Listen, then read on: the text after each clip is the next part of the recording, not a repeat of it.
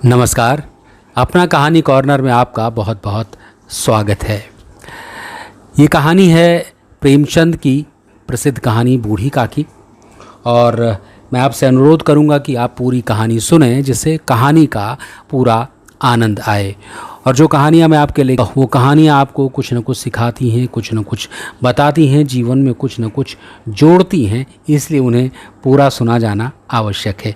और अगर आपको कहानी अच्छी लगती है तो कृपा करके चैनल को सब्सक्राइब कीजिए, लाइक कीजिए और कमेंट करके बताइए ये कहानी कैसी लगी और कौन सी कहानी आप सुनना चाहते हैं। तो बूढ़ी काकी, जैसा कि नाम से जाहिर है कि एक बूढ़ी औरत के ऊपर है ये कहानी। और कहा तो ये जाता है कि बुढ़ापा और बालपन किसी समय बिल्कुल एक जैसे हो जाते हैं। तो हम शुरू करते हैं कहानी कि बूढ़ी काकी में जीभ के स्वाद के अलावा अन्य कोई इच्छा नहीं थी। उसे विधवा हुए 5 वर्ष का समय व्यतीत हो चुका था। उसके जवान बेटे भी असमय मर चुके थे। इस संसार में ऐसा कोई नहीं था जिसे बूढ़ी काकी अपना कह सके। था तो केवल उसका दूर का भतीजा बुद्धिराम। भले मानुष पंडित बुद्धिराम ने बूढ़ी काकी के सामने लंबे चौड़े वायदे कर उसकी सब संपत्ति अपने नाम लिखवा ली। पैसे का लालची बुद्धिराम बहुत जल्दी ही बदलने लगा। बुद्धिराम की पत्नी रूपा भी व्यवहार से कठोर थी, लेकिन ईश्वर से अवश्य उसे डर लगता था, इसलिए वो बूढ़ी काकी से दुर्व्यवहार करते समय डरती थी। बुद्धिराम और उसकी पत्नी का व्यवहार बूढ़ी काकी के प्रति दिनों दिन कठोर होता चला जाता था। जैसे कि अपने आसपास भी, अपने जीवन में भी आप देखते होंगे बूढ़े लोगों के साथ ऐसा होता है। तो यहाँ तक कि जिस बुढ़िया की जायदाद से 100-150 रुपये प्रतिमाह की आमदनी थी, वो भोजन तक के लिए तरसने लगी। बूढ़ी काकी जीव के स्वाद के आगे विवश होकर रोने चिल्लाने लगती थी। हाथ पैरों से लाचार बुढ़िया जमीन पर पड़ी रहती और अपने प्रति उपेक्षा भरे व्यवहार पर चीखती चिल्लाती। बुद्धिराम के दोनों बेटे भी उसे चिढ़ाने में, परेशान करने में बहुत खुश होते थे। यहाँ तक कि वे दोनों उस बुढ़िया के ऊपर अपने मुंह का पानी भी उड़ेल देते थे। लेकिन बुद्धिराम की बेटी लाडली बूढ़ी काकी से बहुत प्यार करती थी। लाडली भाइयों से तंग होकर बूढ़ी काकी की कोठरी में आ जाती थी और चना चबेना जो कुछ भी होता था मिल बांट कर बूढ़ी काकी के साथ खाती थी। कुछ समय बाद बुद्धिराम के बेटे मुखराम की सगाई थी, जिसमें भाग लेने के लिए काफ़ी मेहमान आए हुए थे। सारे गांव में खुशी का माहौल था।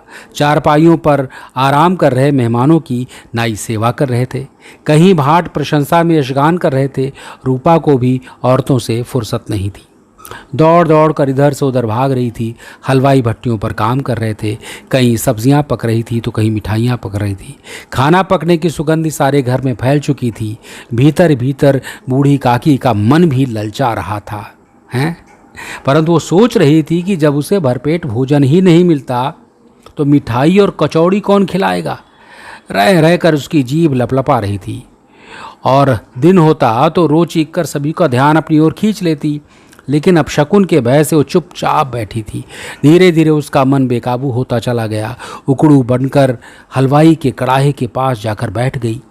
अचानक रूपा की नज़र बूढ़ी काकी पर पड़ी तो आग बबूला हो उठी और बूढ़ी काकी को खूब भला बुरा कहा।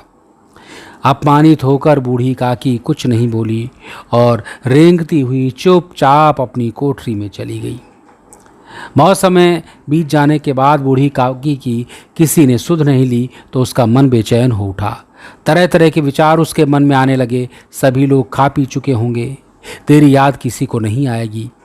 इसी बीच उसकी भूख जोर पकड़ने लगी और हाथों के बल सरकती हुई लोगों के बीच जाकर पत्तल पर बैठ गई।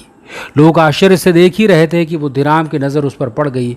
उस दयनीय बूढ़ी काकी को बुद्धिराम ने दोनों हाथों से उठाकर कोठरी में लाकर पटक दिया और खूब भला बुरा कहा। वो ये भूल गया कि आज उसे जो सम्मान मिल रहा है वो सब बूढ़ी काकी की संपत्ति के कारण ही है।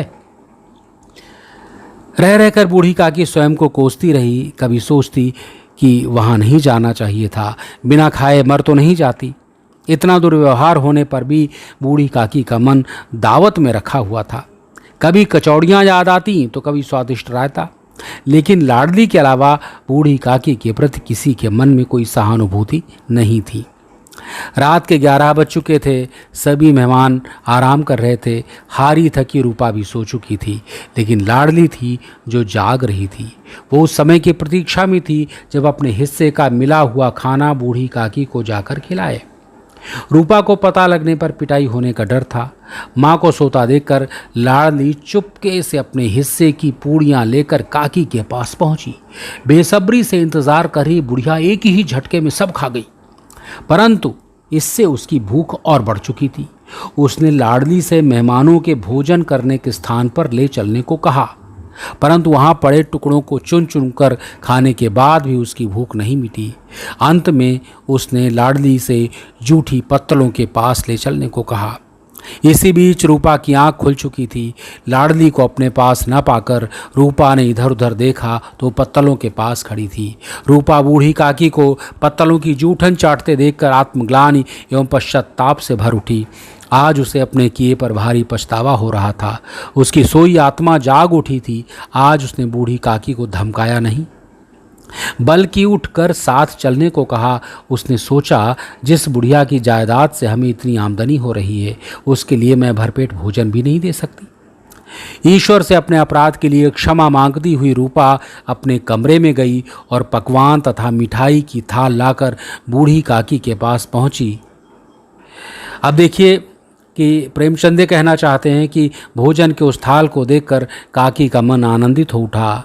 रूपा ने बड़े ही प्यार से भोजन करने के लिए कहा और विनती की कि वो ईश्वर से प्रार्थना कर दें कि वो हमारा अपराध क्षमा करें। बूढ़ी काकी को उस समय स्वर्गिक आनंद की अनुभूति हुई। तो प्रेमचंद की कहानियों में विशेष बात रहती है कि कहीं न कहीं जो आदमी है उसके अंदर का जो इंसान है, जो सच्चा इंसान है, वो जाग उठता है। ये विशेष बात होती है प्रेमचंद की कहानियों की। तो ये थी कहानी बूढ़ी काकी। अगर आपको अच्छी लगी है तो कृपा करके इसे शेयर कीजिए और कमेंट कीजिए, लाइक कीजिए। तो इसके साथ ही फिर मुलाकात होगी किसी नई कहानी के साथ।